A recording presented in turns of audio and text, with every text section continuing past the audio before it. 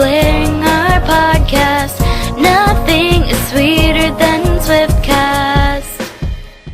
Hey guys, welcome to episode 45 of Swiftcast. This is Ashley. Haley. And Steph. And we have an awesome episode for you. We actually have a really great guest interview coming up later in the show, which I guess I'll tease for you right now. There is a really amazing art gallery that's opening in Brooklyn, in New York, next week. And the creator of the gallery, Liz Grammaticus, is going to join us to tell us all about what her inspiration was for all these paintings of Taylor that she made, and also about the other artists that are doing different Taylor-related things in this show. So we're really excited for you guys to hear about that later. I'm really excited to hear it. Yeah, it was a really fun interview. And I hope I can go see the exhibit because it sounds awesome. Well, she's going to tell us all about it a little bit later. But for now, let's jump right into Keeping Up with Swift. We're going to start with Taylor's nominations and remind you all to keep voting. So Taylor is nominated for 2 Kids' Choice Awards, Favorite Female Singer and Favorite Song for I Knew You Were Trouble. So please remember to keep voting on Nickelodeon's website, and you can also tweet to vote for her. The show is going to air on March 29th, which is next Sunday. We don't know yet whether she'll be there, but we'll keep you updated. Taylor has 5 nominations for the ACM Awards. Single Record of the Year for Highway Don't Care. Video of the Year for Highway Don't Care. Vocal Event of the Year for Highway Don't Care. And then Female Vocalist and Entertainer of the Year. And actually this week, Monday, March 24th, you can start voting at acmcountry.com to vote her for Entertainer of the Year. So please remember to start voting for her. And the show is going to air on April 6th on CBS. Taylor also has 3 nominations for the Radio Disney Awards, and that will air on the Disney Channel on April 27th. You can vote at radiodisney.com, and you can also tweet votes for her. She's nominated for She's the Best, Best Female Artist, So Fantastic for the Fiercest Fans, and Musical Mashup, Best Musical Collaboration for Everything Has Changed. And then finally, Taylor has 3 nominations for the first ever iHeartRadio Awards.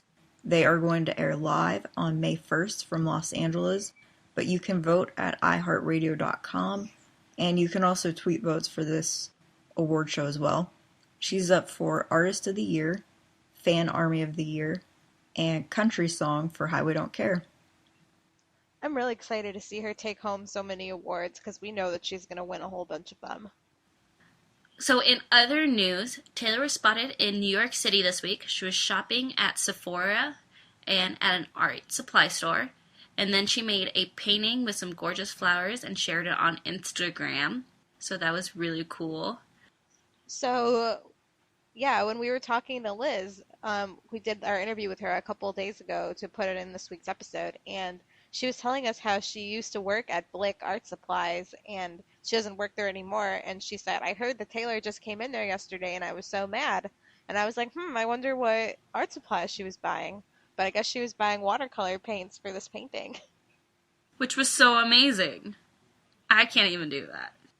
What talents does she not have? Like, come on, this is really getting ridiculous. Yeah. So the trailer for The Giver was just released. Taylor was shown for a split second in it, and she had brunette hair. So that was really cool. I didn't even recognize her when I watched it the first time. It was like such a quick flash, I didn't even see it.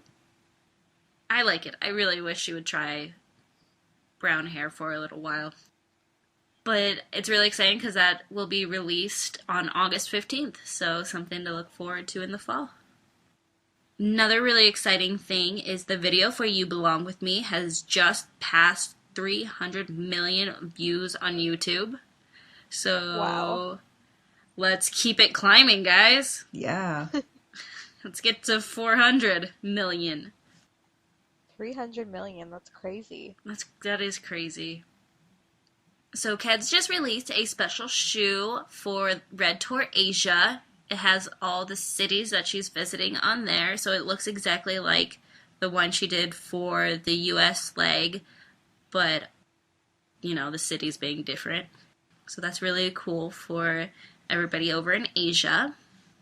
Wasn't it sort of like the opposite colors, like a white shoe with red Yeah. letters on it? Yeah. So that's cool. Yeah, it looks cool. It's not available in the store yet that I've seen online. But once we find out how you can get it, we'll let you know. And this is my personal favorite. Taylor's Meredith videos are number 1 on Ease Online's list of pop culture items that make us happy. That's quite accurate. Because Meredith and Taylor make me happy. I'm pretty sure if her videos weren't already number 1 on this list, that the ACM video that she just released definitely put it into that spot. Yeah, you're right. Well, she's the princess of Kitty Town. She is. So last week, Taylor also attended the City of Hope dinner in New York City. Scott Borchetta was there as well. The City of Hope is a leading research and treatment center for cancer, diabetes, and other life-threatening diseases. So that is really thoughtful for Taylor to, be involved in that. And on the same note, Taylor visited the Sloan Kettering Memorial Hospital in New York City. She was only scheduled to visit from 3 to 4, but she ended up staying until 7:30. And she ended up taking a bunch of photos with several of the patients, and it really brightened their days. So you gotta love Taylor for that. Oh, she's such an angel. I can't even. My heart just swells with so much pride. Yeah, she is amazing. And the thing that really gets me is she's not out there publicizing this. She just does it because that's what she wants to do. She's not making a big deal of it for publicity, which I love. The only reason we know about it is because the kids' families posted the photos on Twitter because they wanted to show people. I think that's the case in most of the charities she's involved in, or most of the things she gets involved in, is she doesn't publicize what she's doing.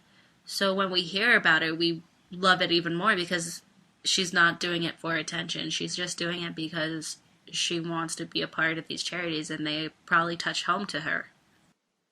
And it's not even like, when I see these pictures of her hanging out with these kids, it doesn't look like, she's the celebrity coming in to pose for photos. Like, she's just hanging out with them in their rooms. She's taking selfies with them. She's taking pictures with their family.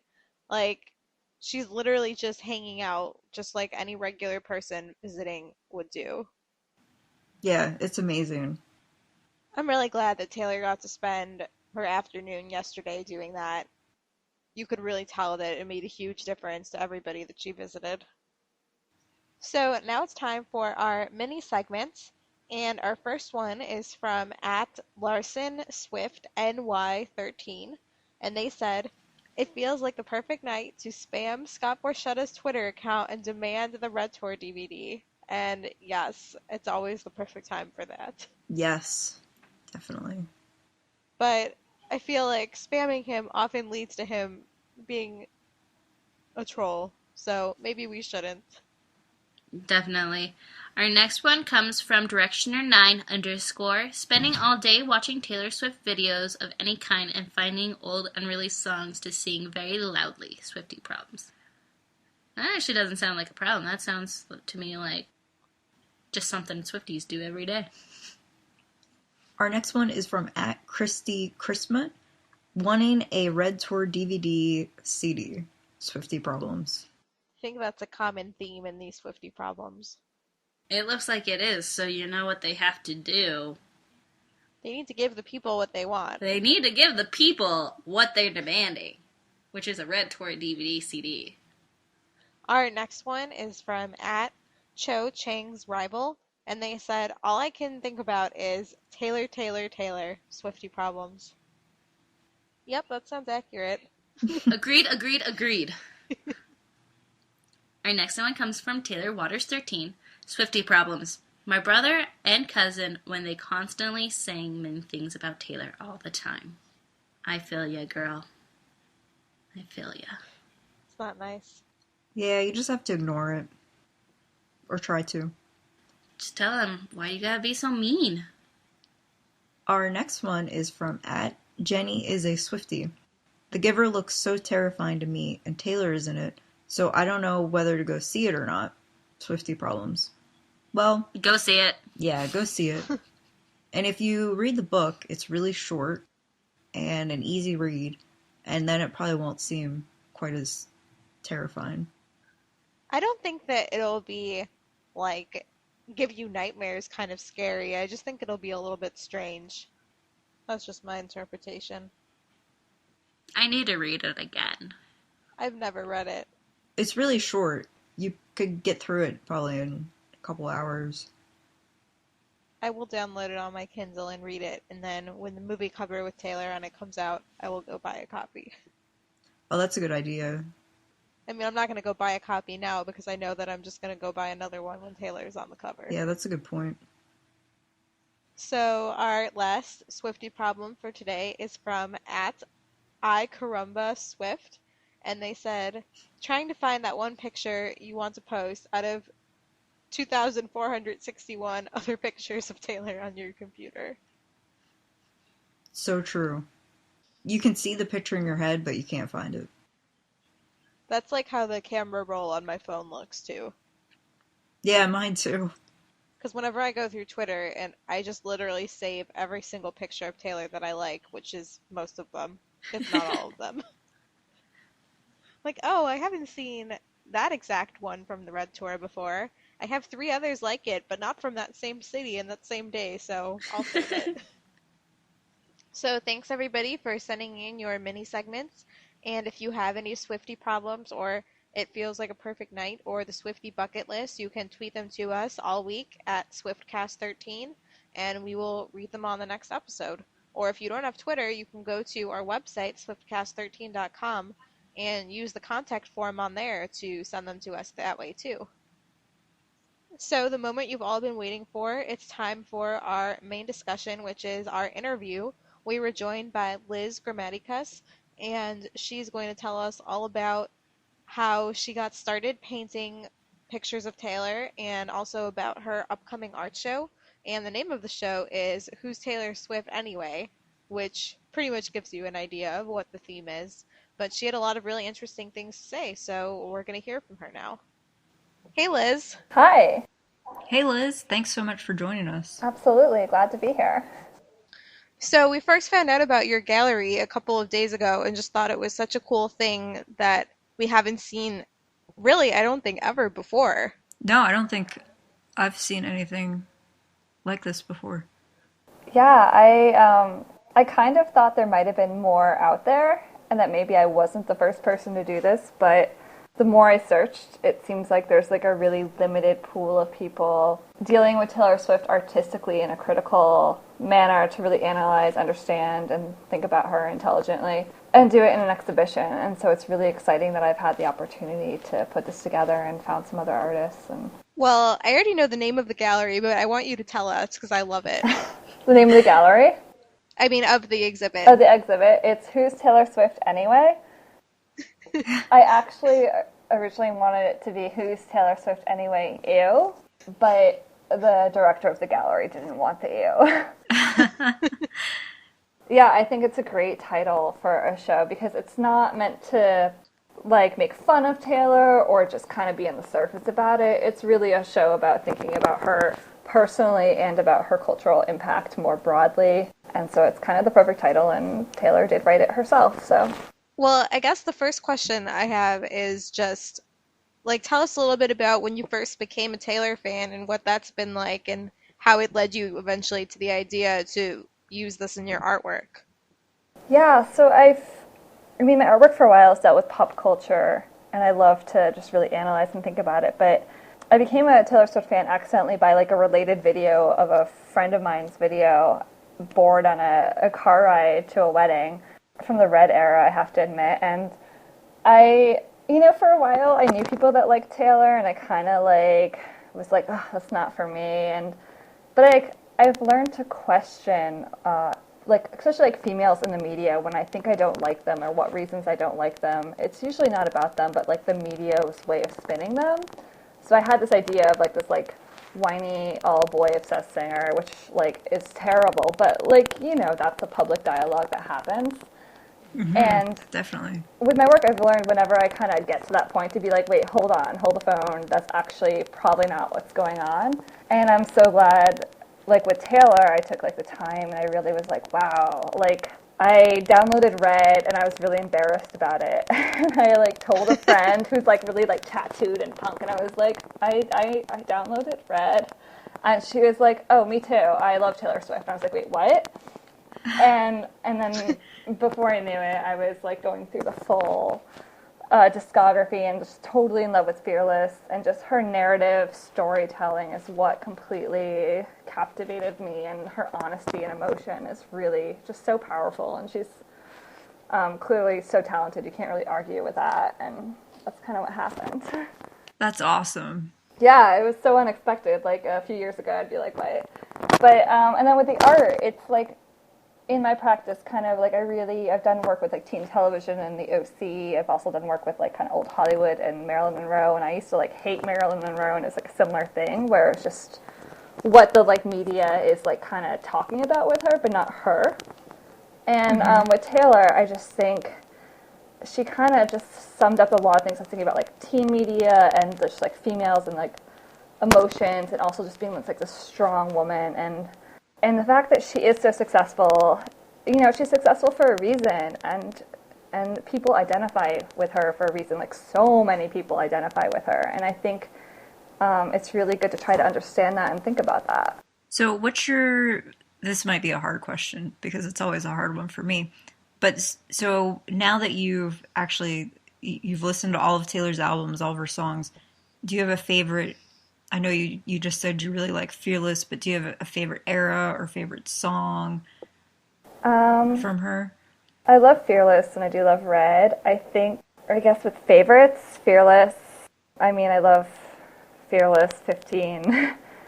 You Belong With Me, and also I love Forever and Always. That might be one of my favorites. I think her scope of emotion in that song is incredible. Like the anger to sadness, and her live performances of that. I think that's when I realized I was like in the deep end with Taylor Swift, when I watched her live performance of Forever and Always. Oh yeah, it was incredible. And actually, you probably already know this, but with the whole hand holding a fan's hand toward the end of the song, she actually never even really planned that. She just one night did it, and then it was like, oh yeah, this makes me feel a lot better. But you're right, the live performance really just shows the huge variety of emotions in that song. I think Taylor's one of the only people that can get away with throwing chairs on stage. I love that she did that. It's so great. I love that she lets herself get angry and get awkward, and that's just fantastic. And it's such an identifying factor. Were you able to go to any Red shows? I did. I went to 2, actually. I went to one in New Jersey, and I was so floored and shocked that I was like, okay, I meant to go for research, but I'm so astonished, and I didn't know what I was getting into, and it was nothing like I'd ever seen before, so I had to go again, and I went to one in Foxborough. Oh, awesome. Yeah. So were you at MetLife? I was at MetLife, yeah. Me too. Oh, cool. Yeah. Where did you sit? I was on the floor. I had a glow-in-the-dark Meredith painting, but then when I got there, and I thought that was such a cool idea, I was like, whoa, I made a painting of a cat and it glows in the dark. No one's going to do that. And I get there and I saw all the LED lights and like the crazy shit, and I was like, I've been outdone by like 12-year-olds. Like seriously, these people are creative and talented, and like, I'm going to need a bigger boat. This is insane. So had you researched, did you know about Club Red and everything beforehand? Yeah, I knew about it, but like I think my research was dated. Like it was like Fearless era research, and Taylor's just been getting so much bigger and bigger. So by the time, with my first tour being Red, you know, everyone has a sign, practically everyone's dressed. Like it's the amount of it is just, it's amazing. It is. Like completely transformative of the venue and the people, and just the amount of creativity and inspiration that these people are doing and the dedication. I was like totally floored. One last question about the Red shows. Did you have a favorite performance during the tour? I really love All Too Well, but I'm a sucker for her on stage costume changes. So like Trouble, anytime she does that, I'm like, good, do it. Do an on stage costume change. I love it. But I think All Too Well was just really great. And Holy Ground. Yeah. Whenever we do this, we end up naming all of them. Yeah, I had to stop myself because it was going in that direction. Well, you also have an awesome website unrelated to your art, but TaylorSwiftDancing.com. Tell us about that. Yeah, basically, what I love about Taylor's dancing, I mean, I'm sure everyone listening to this podcast is well aware of her dance tendencies and habits and special flair. Because I love that she's got this, like, you know, very, like, she's so professional, so smart, so talented, and then she dances so freely and unabashedly, and then, like, it's such this relatable factor, and also this, like, contradiction to what you think of someone with, like, 7 Grammys would dance, you know, who's been in the media this long. And so one day I was, like, really, like, kind of moody, and I was like, man, I just want to watch GIFs of Taylor Swift dancing. And then I was so mad because there was one site, but it wasn't updated in, like, a year. And I was like, why isn't anyone on this? So I did Awkward Taylor Swift Dancing on Tumblr, or you can just get to TaylorSwiftDancing.com, but it's so satisfying. If you actually just play a random song and look at the site, it's really great because it seems like she's dancing to everything. Oh, that's a good idea. I'm going to have to do that when we get done with this interview. Yeah, everyone should go check out the site because it will make your whole day so much better. So tell us more about just what the planning process of this art show has been like, and then also I know there's a bunch of other artists participating in it with you. Yeah, so I've been doing other work, like for a while I was just like painting celebrity Instagrams because I found that really fascinating, kind of this controlled image coming through their personal accounts and them filtering it themselves. And then I realized I had to accept that I really only cared about Taylor Swift. And then We understand. Yeah, and I came to a point where I was like, oh no, I think I need to do a Taylor Swift art show. And I had a friend of mine that I met through a coworker, and this coworker was hearing me talk about Taylor all the time and was like, I have a friend who talks about Taylor in the same way you do. You have to meet. He's an artist, and his name is Chris Tyler, and he's doing the show as well. And we met, and it was like this like art total connection, and we're like, we're going to do a show.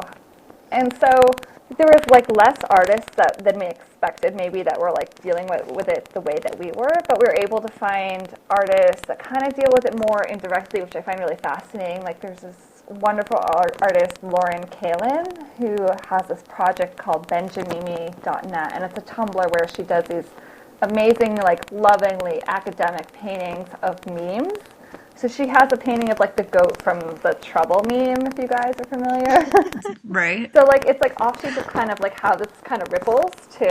Or there's also this artist, Elisa Kresslinger, and she does like these mashups, and she did this version of like Jay-Z's Picasso Baby set to 22. And it's just hilarious and wonderful and makes so much sense how Taylor's like lyrics and songs kind of perfectly describe this event of, if you're not familiar with that video, it's like Jay-Z in an art gallery rapping to all these artists, and they're all acting like so like totally in fan mode and fawning and acting totally younger than their ages, and it's such like a 22 vibe. And so she's got a video to that. So there's like these little things that are, again, like ripples, but there's also some other artists I know who have like loved Taylor for ages and are so excited to like do a piece. But I guess with my own work, I've been painting from her Instagram feed because I love it, and I think it says a lot about her image and her. And so I have paintings of her like with Lorde, or paintings of her doing like the selfies with the backup dancers, and like these kind of different ways of this self-image. And there will also be like live performance at the show, which is really exciting as well. Yeah, I saw, a few of the pictures. One of them was Taylor holding her, I believe, Grammys, right? Yeah, I've got 2 Grammy paintings of her, yeah. There's one from her recent beach trip with Lorde, which is so cute. I love it.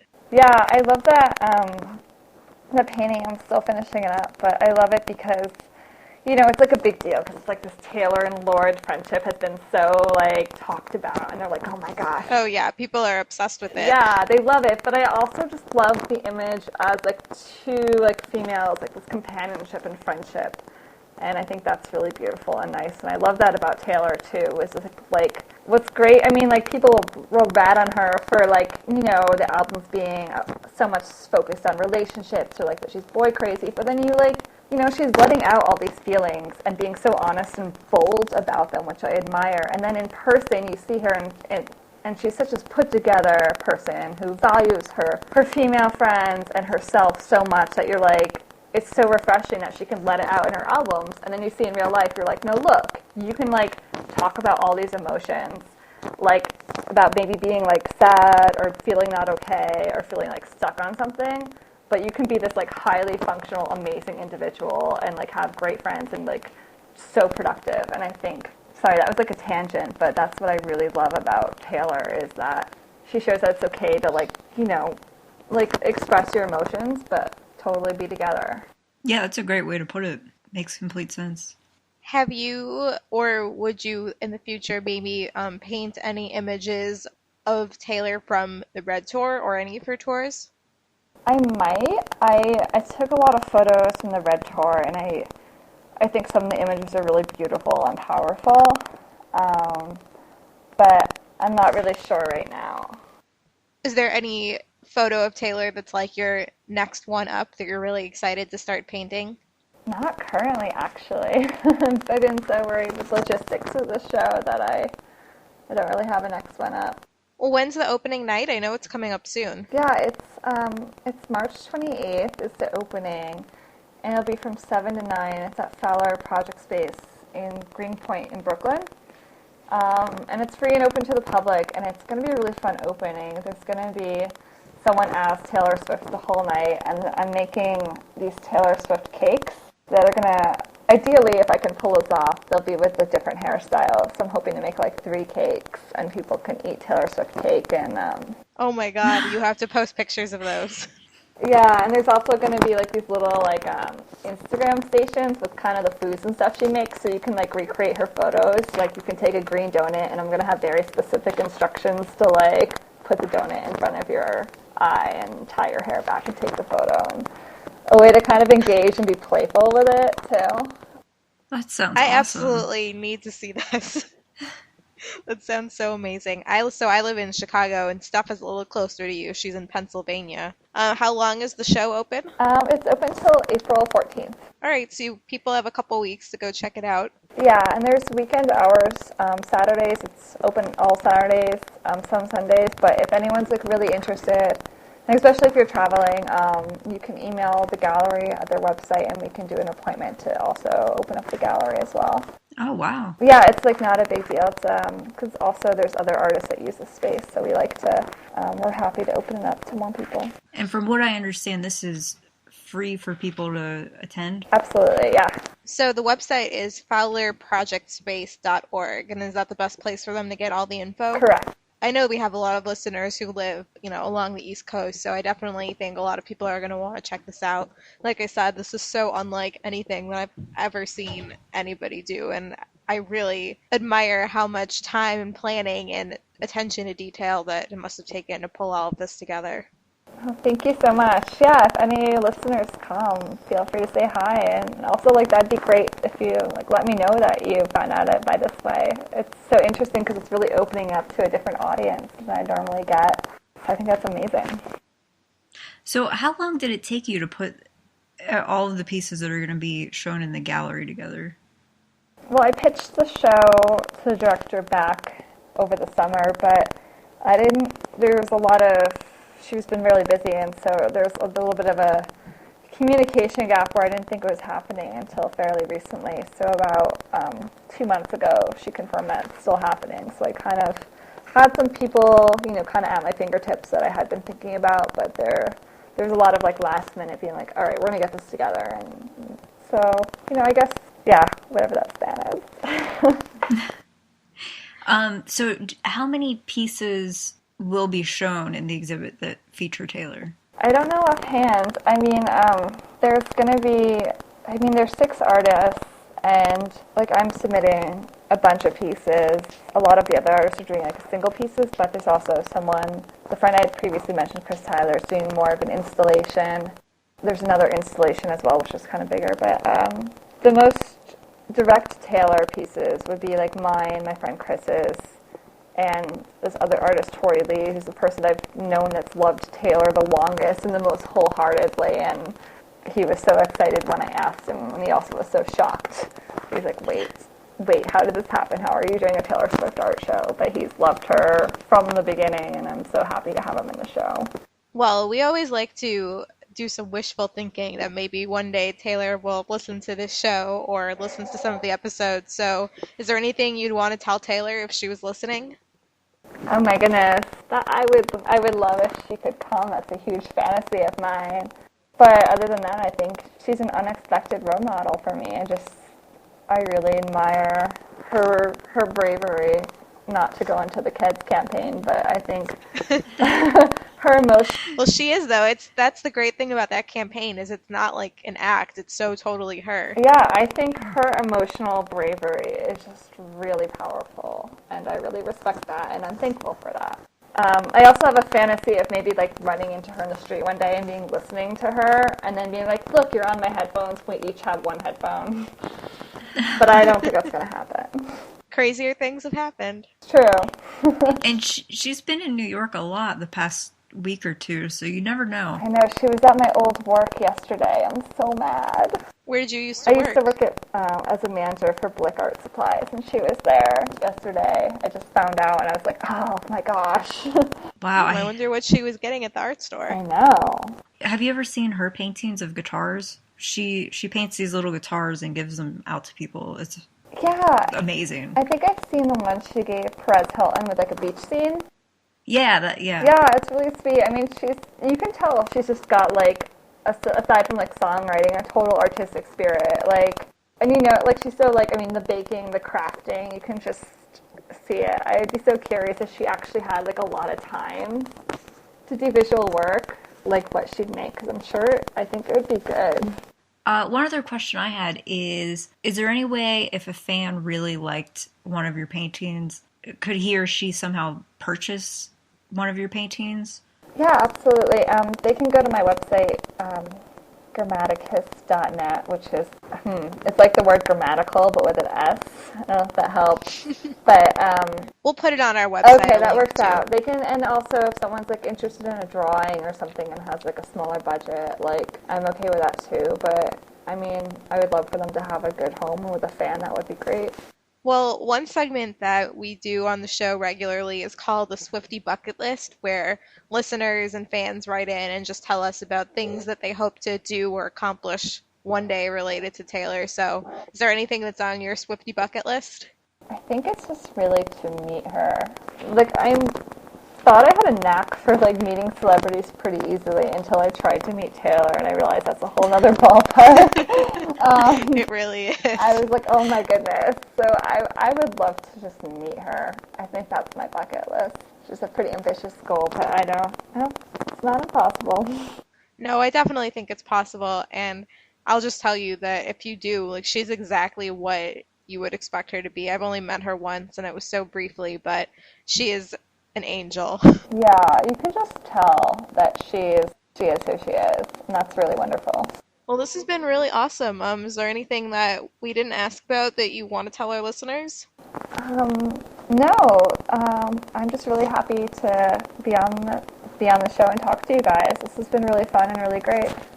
Yeah, thanks so much for coming. I am hoping to somehow make it up to see all the paintings. But if not, I'm definitely going to be looking at pictures and checking out your website. Oh, that's great. Yeah, I'll definitely send you guys more information about the show once it's fully up.